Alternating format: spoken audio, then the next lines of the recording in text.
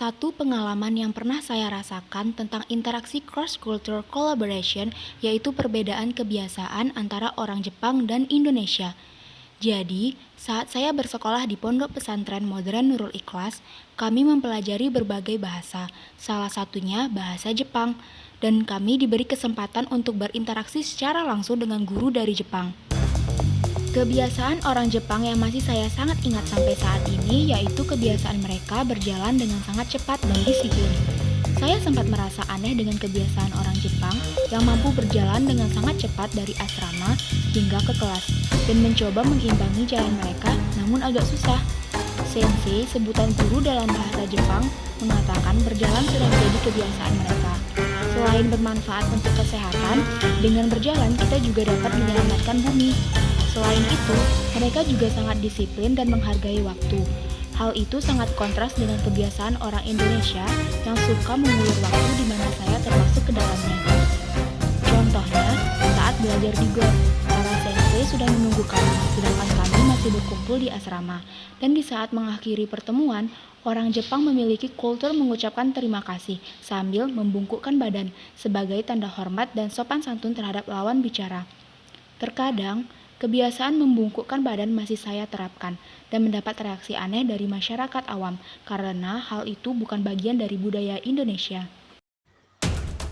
Berdasarkan pengalaman cerita terkait cross culture, pada cerita tersebut setidaknya ada 3 sikap yang perlu kita kembangkan dalam menghadapi perbedaan budaya.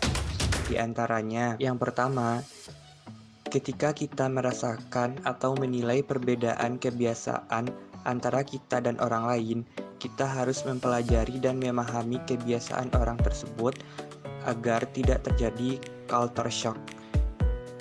Yang kedua, meniru dampak positif yang ada pada budaya seseorang, seperti pada cerita di atas, di mana sensei dalam bahasa Jepang merupakan orang yang disiplin terutama dengan waktu. Bisa dimulai dari diri sendiri dengan datang tepat waktu dan menggunakan waktu sebaik mungkin. Dan yang ketiga yaitu sama halnya seperti di lingkungan sekitar kita. Ketika seseorang memberikan ilmu atau sesuatu terhadap kita, kita seharusnya memberikan ungkapan terima kasih.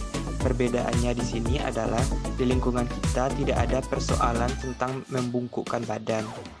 Hanya soal ungkapan terima kasih saja. Di sini kita tidak boleh membandingkan budaya kita dengan budaya lain dan berusaha memahami dan mengembangkan pengetahuan kita terhadap cara-cara menghadapi budaya yang berbeda dengan kebiasaan kita agar tidak terjadi konflik antar budaya.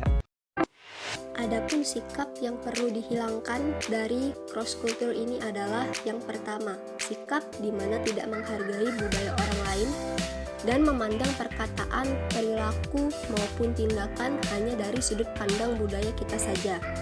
Yang kedua adalah sikap di mana tidak bisa menyesuaikan diri dengan budaya meskipun menyadari adanya perbedaan. Yang terakhir adalah menghilangkan rasa heran dan asing terhadap budaya baru.